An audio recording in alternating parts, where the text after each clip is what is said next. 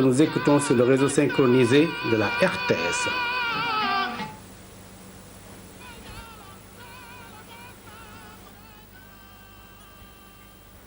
Chers compatriotes, je suis heureux de m'adresser à vous à l'occasion de la célébration du 55e anniversaire de l'indépendance de notre pays, demain 4 avril 2015.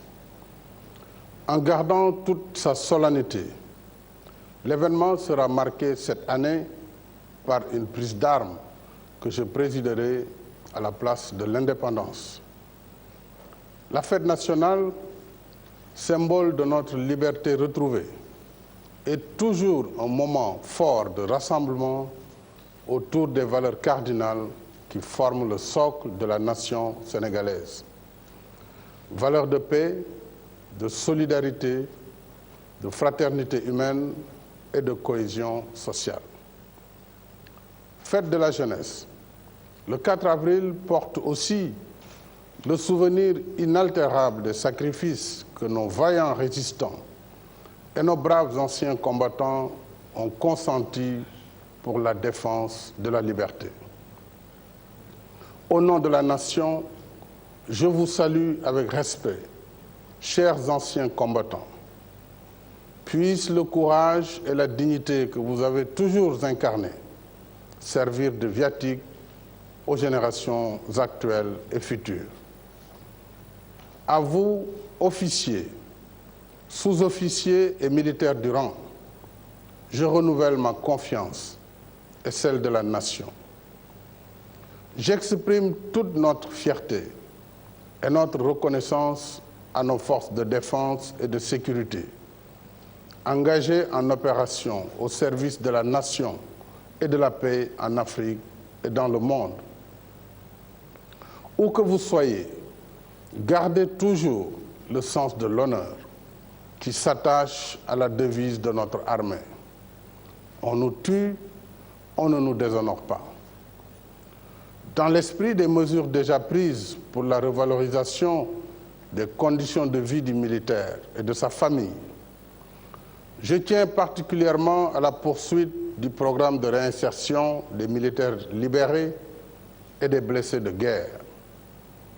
De même, l'Agence pour le relogement des forces armées, mise en place en 2014, devra pleinement s'acquitter de sa mission. À cette fin, en dehors de la vie en caserne, le logement doit être envisagé comme un facteur de stabilité sociale du militaire et de renforcement de la quiétude d'esprit indispensable au succès de son engagement. Dans la bonne disposition des choses, c'est l'esprit, en effet, qui commande l'action. Il est heureux, par conséquent, que le thème de la fête nationale porte, cette année, sur la formation dans les forces de défense et de sécurité, focus sur les écoles. En raison des mutations profondes dans le monde et des nouveaux paradigmes sécuritaires de notre environnement immédiat, la formation revêt un rôle tout particulier. Au-delà de leur diversité et de leur spécialité, il est donc essentiel que nos écoles de formation militaire continuent de transmettre aux futurs cadres de l'armée les connaissances et aptitudes que requiert la conduite de leur carrière et de leur vie de citoyens accomplis et disciplinés. La discipline, justement, est aussi la règle d'or des nations qui marchent résolument vers le progrès. Comme le suggère le thème de cette édition de la fête nationale, il sied de rappeler à notre conscience collective les propos du président Léopold Sédar Senghor à la cérémonie de distribution des prix à l'école militaire préparatoire le 27 juin 1968. La discipline, disait Senghor, c'est l'obéissance à une règle de conduite établie en vue du bien commun et qui, partant, s'impose à tous les membres de la communauté. Ce qui est vrai de l'école et de l'armée l'est encore beaucoup plus de la nation. Cette vérité garde toute son actualité. C'est pourquoi, mes chers compatriotes, nous devons tous cultiver la mystique du travail et du civisme, veiller à l'égalité de tous devant la loi, concilier la liberté et la responsabilité et allier l'exercice des droits à l'observance des devoirs citoyens. En définitive, dans une société qui se veut libre, démocratique et prospère, c'est ce corpus de valeurs qui fonde et sacralise le contrat social entre citoyens d'une même nation, égaux en droits et dignité. Aujourd'hui que notre destin est entre nos mains, c'est sur nous-mêmes que nous devons gagner les batailles futures de notre indépendance. Car, à l'évidence, l'indépendance politique n'est ni une fin en soi, ni un état statique, mais une dynamique en construction, dont les flux et les reflux se mesurent à l'aune de nos propres efforts, de notre génie créateur et de notre esprit de dépassement. Je salue à cet égard le consensus réussi autour de la loi cadre sur les universités. Je félicite l'ensemble des acteurs et partenaires sociaux qui ont rendu possible cet accord historique qui contribuera sans doute à l'évolution qualitative de l'enseignement supérieur sénégalais. Le gouvernement reste tout à fait disposé au dialogue s'agissant du secteur scolaire. Mes chers compatriotes, dans mon message à la nation, à l'occasion du Nouvel An, je vous avais entretenu des projets et programmes déjà achevés ou en cours après l'adoption en février 2014 du plan Sénégal émergent, le PSE. Le gouvernement continue d'œuvrer à la réalisation du PSE. En attestent les projets que j'ai inaugurés lors de ma tournée économique dans les régions sud en février.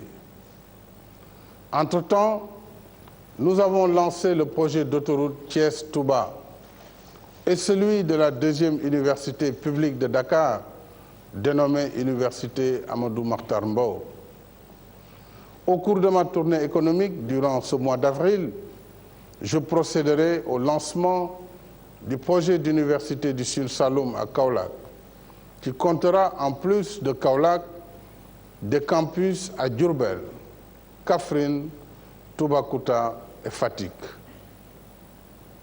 Le rythme de réalisation du PSE sera maintenu, d'autant plus que le contexte macroéconomique y est favorable.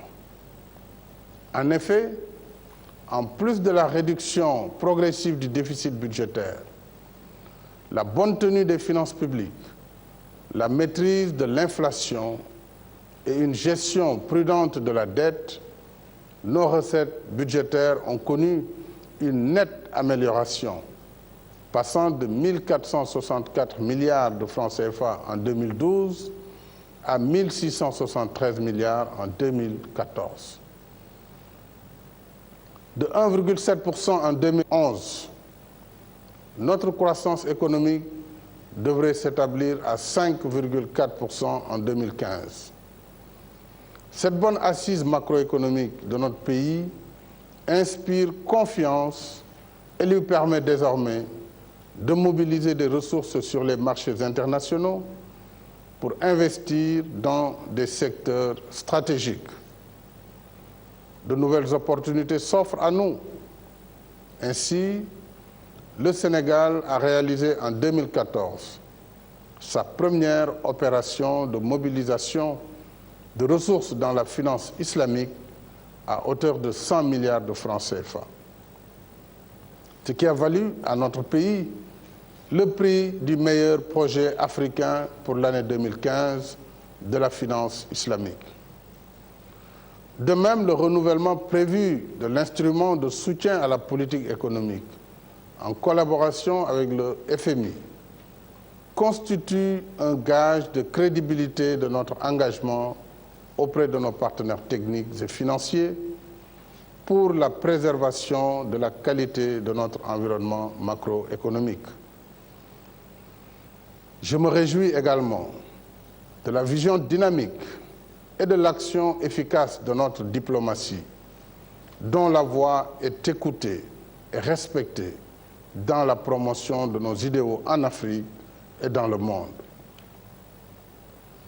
Mes chers compatriotes, notre défi pour le présent et l'avenir, c'est de gagner notre indépendance économique en nous libérant du besoin de l'aide et de la dépendance de l'extérieur pour tout ce que nous pouvons produire par nous-mêmes. Atteindre l'autosuffisance alimentaire, faire reculer la pauvreté, combattre le chômage, réduire les inégalités, faciliter l'accès au logement et aux soins de santé à tous, construire des écoles et des forages, réaliser des infrastructures structurantes.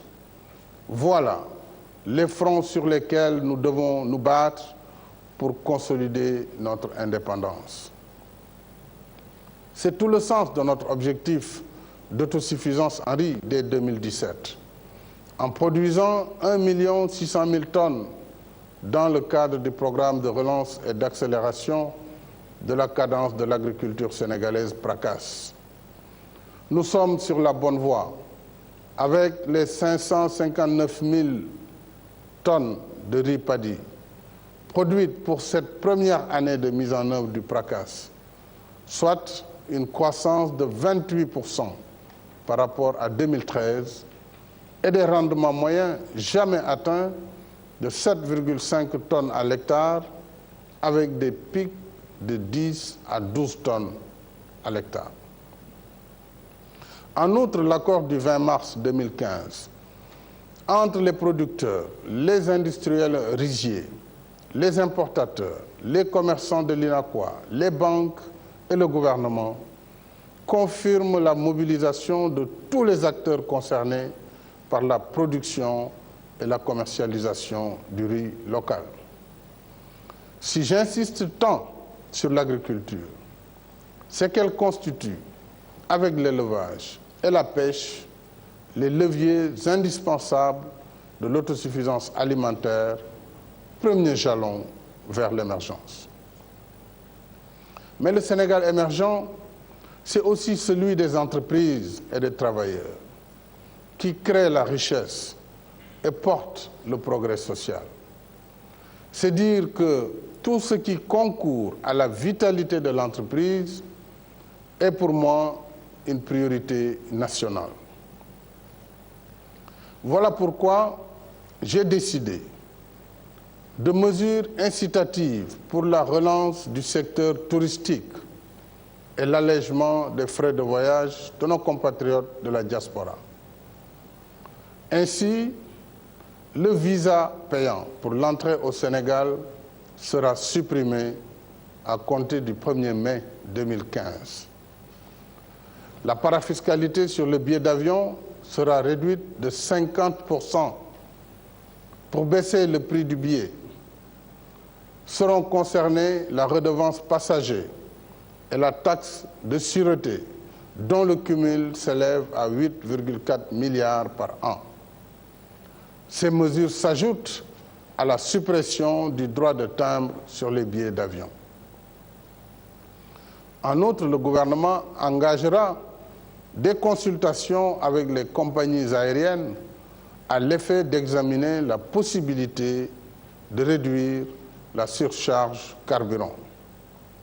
Enfin, nous mettrons en place un crédit de 5 milliards de francs CFA en soutien au secteur hôtelier. Mes chers compatriotes, à l'échelle de l'histoire, une nation est encore jeune à 55 ans, aux prises avec les incertitudes et les turbulences de son âge. Notre chance, c'est la sagesse de nos anciens, qui nous ont légué une nation ayant mûri avant l'âge, unie par un passé, un vécu quotidien et un destin partagé. Notre devoir, le mien en premier, c'est de nous rassembler et de travailler à la consolidation de l'œuvre de construction nationale, au-delà de toutes les contingences. J'y invite toutes les forces vives de la nation. Chaque citoyen a sa place dans l'édification de cette œuvre. Car, en définitive, si cette nation n'est certes pas la plus grande en étendue et en richesse, pour nous, c'est la plus chère au monde. Parce que c'est elle qui nous couvre, parce que c'est elle qui nous protège. Et dans le même élan affectif, c'est elle que nous aimons. C'est son amour indéfectible qui résonne dans nos cœurs. Ce soir, alors que nous nous apprêtons à raviver la flamme de notre désir commun de vie commune, souvenons-nous de l'héritage de paix, de fraternité, de tolérance et de respect de la diversité que les anciens nous ont légué. Ayons surtout à l'esprit que ce legs met à notre charge l'obligation impérieuse de tenir à l'endroit des générations futures les mêmes promesses que les anciens ont tenues à notre endroit. Ensemble, mes chers compatriotes, j'ai confiance que nous garderons cette nation toujours libre, unie et conviviale dans notre marche résolue vers nos fins communes. Je continuerai pour ma part d'y consacrer toute mon attention, toutes mes forces et toute mon énergie. Bonsoir et bonne fête de l'indépendance.